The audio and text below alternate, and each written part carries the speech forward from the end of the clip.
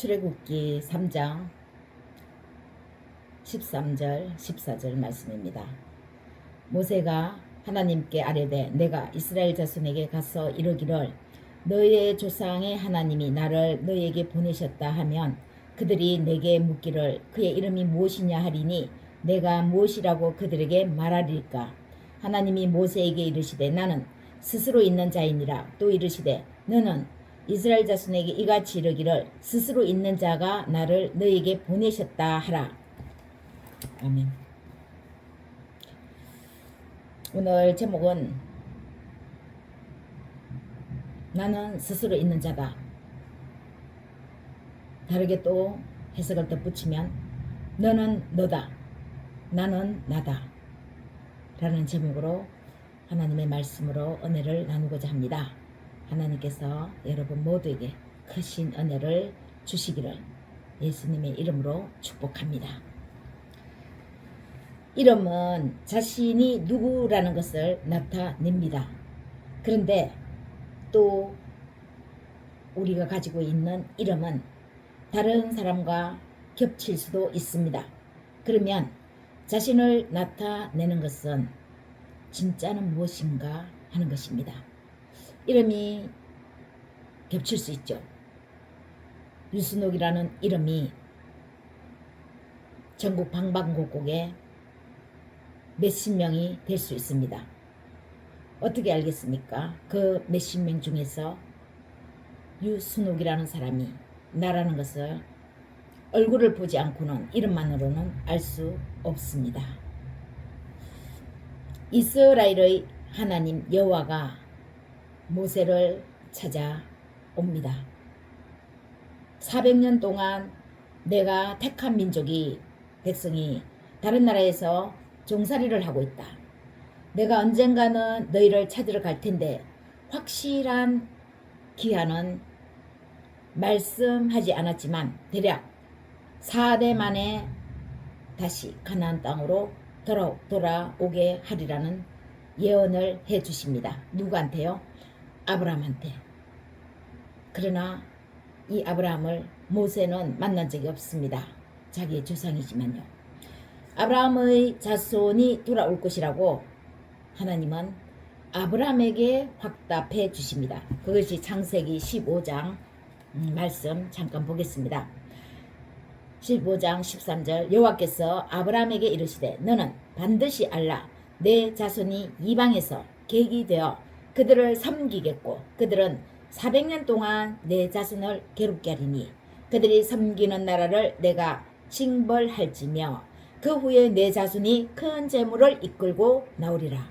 너는 장수하다가 평안히 조상에게로 돌아가 장사될 것이요 내 자손은 4대 만에 이 땅으로 돌아오리니 이는 아모리 족속의 죄악이 아직 가득 차지 아니함이니라 하시더니 돌아오기는 돌아오는데 4대 만에 뭐 때문에 돌아온다고요? 아모리 족속의 죄악이 가득 찼을 때에 하나님은 자신의 백성을 이끌어낸다는 것입니다.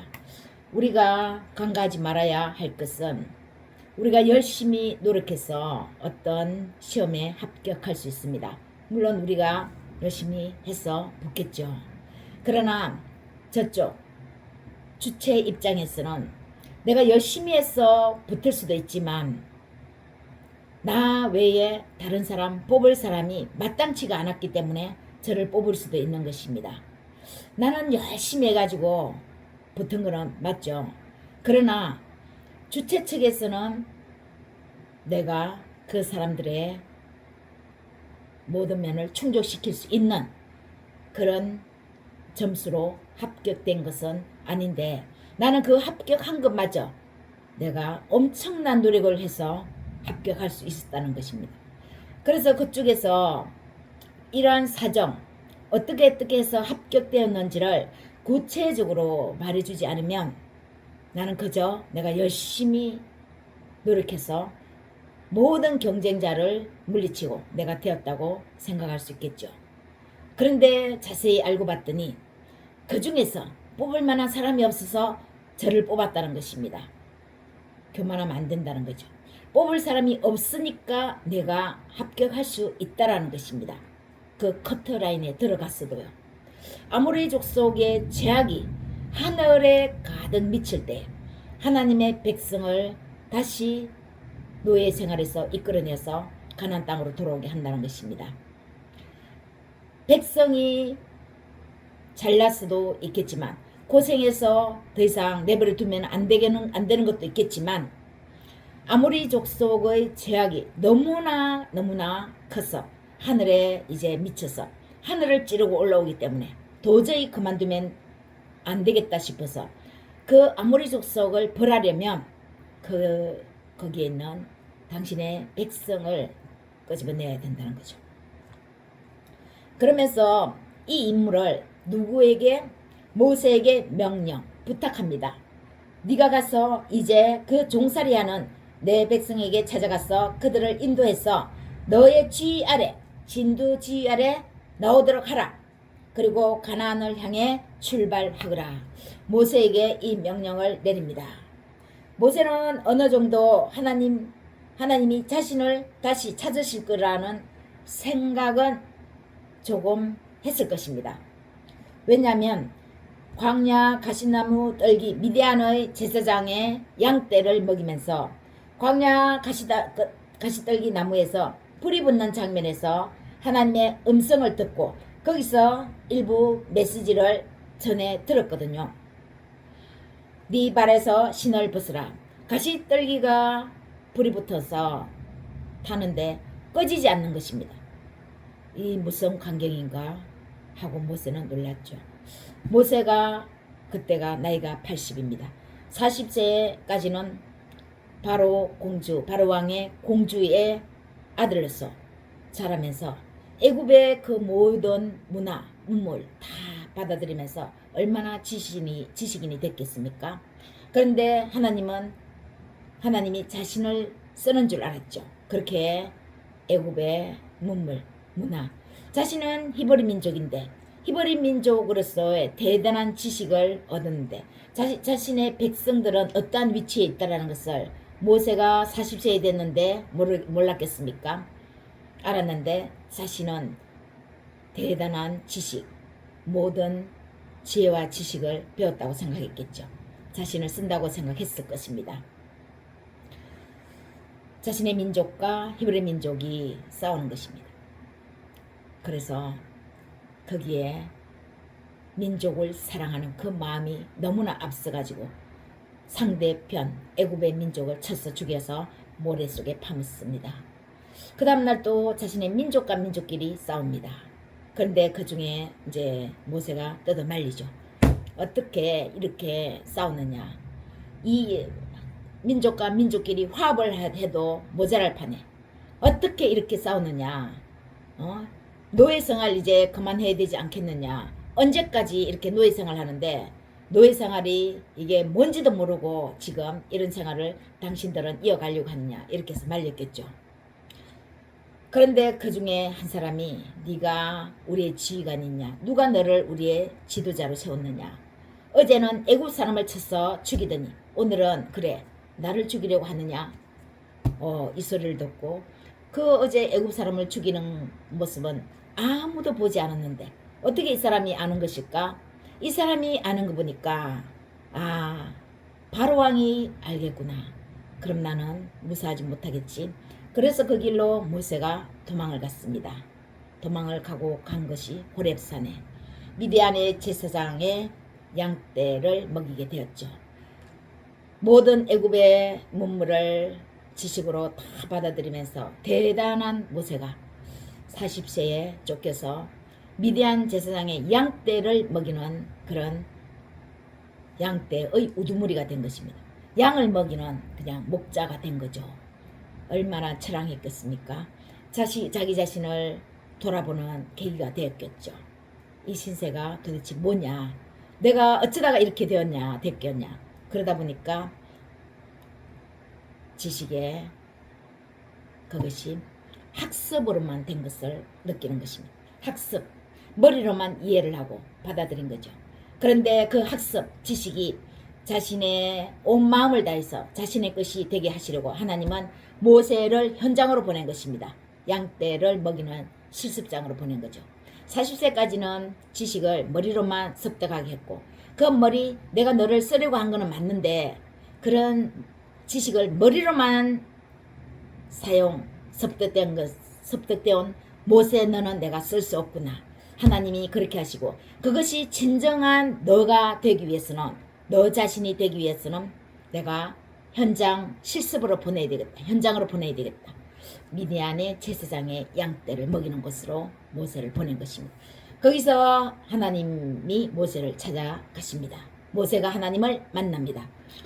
가시떨기 불꽃간도로 가까이 다가가죠. 이게 무슨 광경인가? 그럴 때 하나님이 모세야 모세야 부르십니다. 모세가 대답하니까 더 가까이 오지 마라. 네가 선 곳은 거룩한 곳이니라. 네 발에서 신을 벗으라. 네가 선 곳, 네가 선 땅은 거룩한 곳이다. 모세가 서 있는 땅이 거룩합니까? 아니죠. 모세 자체가 이제 거룩하게 된 거죠. 그래서 모세가 거룩하게 되었으니까 모세가 서는 곳은 다 거룩한 역사의 현장이 일어나는 것입니다. 모세가 가는 곳마다 하나님의 거룩한 역사의 현장이 일어나는 거죠. 모세가 하나님의 종이 되었다는 그런 뜻입니다. 하나님이 거룩하시니까 하나님의 종인 모세도 거룩하게 되었다는 거죠. 하나님의 종, 거룩함으로써 이제 사명을 감당할 수 있다라는 그런 하나님의 음성입니다. 신발을 벗는다는 것은 종의 신분을 나타내는 거죠. 종. 그때 당시에 주인과 종의 구분은 신발을 신고 있느냐 벗었느냐에 따라서 종과 주인의 신분이 판단되는 그런 시대였습니다. 신발 벗는 일은 그때 당시에는 종의 신분이라는 표현인데 거룩한 하나님의 종으로 하나님이 부르신다는 것을 어느 정도는 모세도 감지한 것입니다. 신을 벗으라. 네가 선 곳은 거룩한 땅이다. 이제 네가 밟는 땅은 다 거룩하게 된다. 왜? 너 자신이 거룩하게 되었으니까. 그런데 아무리 그래도 400년, 정확히 말하면 430년 제가 이것 때문에 찾아봤습니다. 정조, 고조까지는 저도 알고 있습니다. 그런데 그 위에를 정확하게 무엇이라고 조상을 부르는지를 몰랐는데 현조 부모님, 열조 부모님 이렇게 부르고 있습니다. 이런 순서입니다. 정조, 고조, 현조, 열조 순서입니다. 아브라함, 이삭, 야곱, 요셉 이 순서에 따라 조상이 거쳐갔습니다. 이렇게 따지면 한 4대가 되는 것입니다. 100년 산다고 해도 400년이 되는 거죠. 그래서 정확히 한 430년이 흘른 것 같습니다. 자신도 실물로는 알지 못하는 까마득한 몇 대의 얼굴들을 제끼고 자신에게 400년이나 된 그때의 예언을 위해 그 일을 진행하라고 하나님이 자신을 부르시고 찾아오셨습니다. 아무리 모세도 믿음이 강인하고 자신을 직접 부르셨으니 모세 자신은 하나님을 믿지만 400년이나 까마득하게 노예 생활하던 그 백성들은 이 말을 400년 동안 잊고 있었던 하나님이 자신을 보냈다고 모세를 보냈다고 생각하면 믿겠습니까? 40년 전에 도망친 모세 애굽에서 바로의 공주의 아들이 그런 아들이 있었나? 아마 기억하지 못할 것입니다.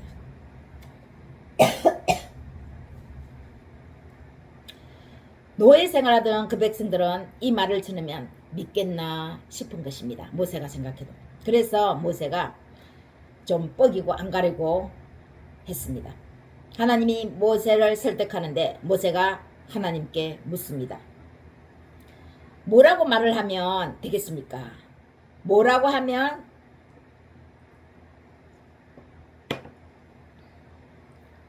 그들이 인정하고 믿겠습니까? 아니, 하나님이 나를 보냈다고 하면 그들이 믿겠습니까?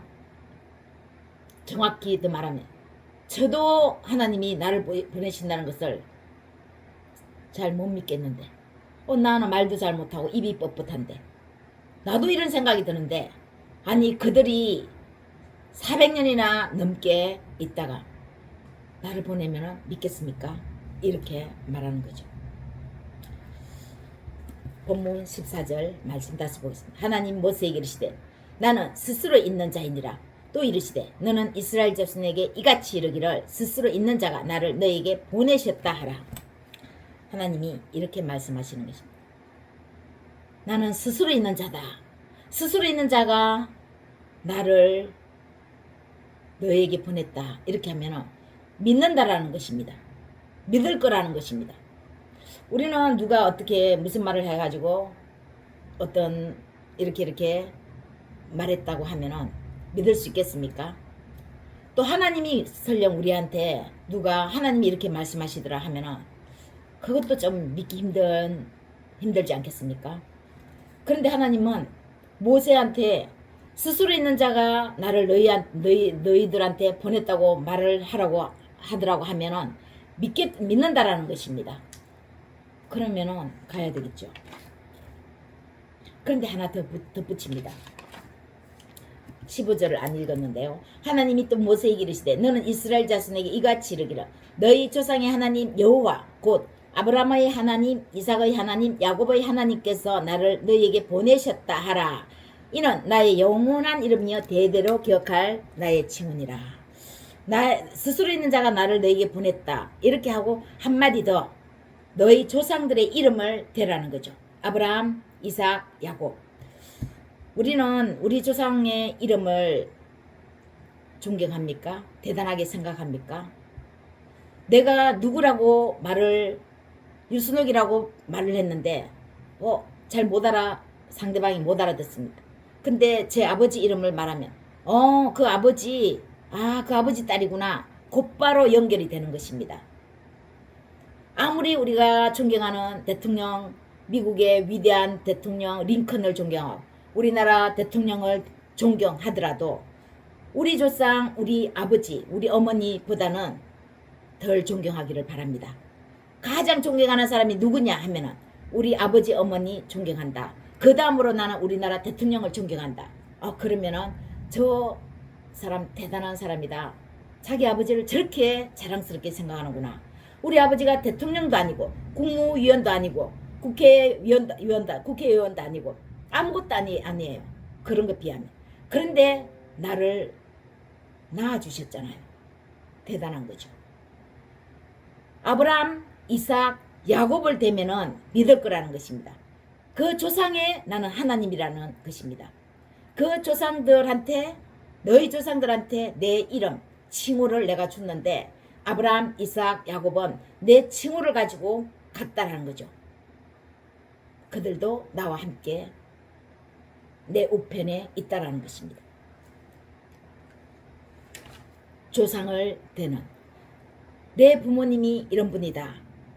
자랑스럽게 다른 사람한테 알릴 수 있는 우리 조상을 댔을 때에 그 사람 거기 자녀구나. 바로 연결하고 설령 나라에 대단한 일을 하지 않아도 나를 낳았다는 그 자체만이라도 대단한 거죠. 나는 스스로 있는 자다. 나는 나다. 한마디로 나는 내가 되기로 한 자다. 나는 내가 되기로 한 자다. 나는 오늘부터 나 되기로 했다. 자존성, 영혼 불변성을 강조하는 표현으로 여러 해석을 할 수도 있습니다. 그것은 은혜로 조금씩 자기 자신이 해석하면 됩니다. 꼭 나는 스스로 있는 자다. 이걸 우리가 우리 삶 속에서 어떻게 가져오겠습니까? 우리가 하나님은 아닌데 하나님처럼 나는 스스로 있는 자입니다. 이렇게 말할 수 없지 않습니까? 그럼 이것을 내 삶에 내가 해석해서 가져오면 되는 겁니다. 은혜로. 나는 오늘부터 내가 되기로 했어. 하나님이 스스로 있는 자다 했을 때 나도 하나님은 아니지만 나는 내 삶에 내가 주인으로 오늘 살기로 했어. 이렇게 하는 겁니다. 그래서 원 표현은 나는 나다. 나는 내가 되기로 한 자다. 이지만 해석은 덧붙여 나가면 영원 불변하니까 하나님은 영원 불변, 훼손되지 않는 분이죠. 영원히 존재할 수 있는 나는 나밖에 없어. 영원히 훼손되지 않는 세상에 그 어떤 것은 없는데 나밖에 없어. 하나님이 그렇게 말씀하시는 것입니다. 영원히 존재하는 나라는 표현이 바로 나는 스스로 있는 자다라는 것입니다. 그러면 우리도 예수 그리스도 안에서 영원합니다. 하나님이 스스로 있는 자다 하니까 나는 나대로 존귀한 자라는 거죠. 나는 내가 되기로 했다. 하나님 안에서 나도 하나님과 같이 존귀한 나다. 그 어떤 누구하고도 비교할 수 없는 나는 나다라는 것입니다. 영원히 존재하는 영원 불멸의 존재를 인간이 감히 가까이 할 수 없다는 표현이기도 합니다. 어쩌면 이런 분이 너를 보냈다고 하면 아마 그들이 400년 노예 생활하느라 까마득하게 잊고 있어도 너는 하나님이 보냈다고 믿을 거다라는 것입니다. 그렇게 모세에게 말한 것입니다. 우리의 이름은 우리의 겉모습을 보여주는 이름입니다. 진짜는 그런 우리의 내면의 모습이 우리를 나타내 줍니다. 유순옥 잘 모르죠. 그런데 많은 사람이 있는데 이 사람이 그 목사인가 했을 때 잘 몰랐다가 그 목사 이러이러한 특징이 있어. 이런 장점이 있어. 이런 단점도 있어. 그러면 그 목사 맞구나. 그러는 거죠. 그래서 우리의 이름으로는 우리를 정확하게 몰라도 우리의 특징을 나타내면은 그 사람이 이 사람이구나 하고 연관 짓는다는 것입니다. 이렇게 우리의 이름을 대면 상대방은 우리의 특징을 말하면서 기억합니다. 우리의 내면을 제대로 알 때에 그 사람을 제대로 아는 거죠. 그럼 우리 특징은 무엇입니까? 하나님이 오늘 우리에게 자신의 정확한 정체를 말씀하셨습니다. 하나님은 오늘 우리에게 정확한 정체를 말씀하셨어요. 나는 스스로 있는 자다. 모세에게 말씀하셨습니까? 그러면 오늘 우리가 성경을 읽을 필요가 없죠. 성경을 읽는다는 것은 하나님이 모세에게 말씀하신 이 말씀이 나에게는 어떻게 말씀하시나? 나도 모세에게 말씀하시는 이 말씀으로 하나님이 나에게 말씀하시는 말씀을 들어야지 오늘 저한테 오늘 이 설교를 듣는 저의 영상을 듣는 여러분한테 말씀하시는 것입니다. 우리의 특징은 무엇입니까? 모세의 특징은 이러이러합니다. 저는 말도 똑바로 하지 못하는 사람입니다. 입이 뻣뻣합니다. 네 입 누가 지었느냐? 내가 너 입 지었지 않았냐? 너한테 누가 있느냐? 아론이 있지 않느냐? 말 잘하는 아론. 모세의 특징입니다. 너는 누구냐? 애굽에서 40년 동안 애굽의 문물을 받아들인 사람 아니냐? 내가 너를 애굽에 80살에 보내려고 내가 40년 동안 애굽의 문물을 정확히 배우게 했는데 그게 너다 이러는 거죠. 하나님이 오늘 우리에게 자신의 정확한 정체를 말씀하셨습니다. 나는 나다. 나는 스스로 있는 자다. 나는 나 되기로 했다. 나는 나 되기로 했다. 이 해석이 은혜가 됩니다. 하나님은 나는 스스로 있는 자다 이 말씀에서 삶에 가져오는 것이 우리는 무엇이 가장 은혜가 되겠느냐 했을 때 나는 내가 되기로 했다. 이게 가장 은혜가 되는 것 같습니다. 여러분 어떠신지요? 하나님의 나는 스스로 있는 자다가 나는 내가 되기로 했다. 이 말씀인 거죠. 그러면서 한마디 더 하십니다. 이렇게 조상을 언급해 주시는 거죠. 오늘의 교훈입니다. 우리는 자신을 드러내지 잘 못합니다. 혹시 내 단점을 가지고 누군가가 쑥덕거릴까봐. 그러면 내가 주눅들까봐. 그러면서 우리가 누가 잘하면 그 누구의 흉내를 냅니다. 그러면은 그 흉내를 내면은 그게 납니까? 자기 자신이 아니고 흉내내는 그 사람이 인생을 사는 겁니다. 하나님은 나는 나 되기로 나는 스스로 있는 자다는 너는 너야. 이 세상에서 너는 너대로 내가 가장 존귀하게 만들었어. 이것입니다.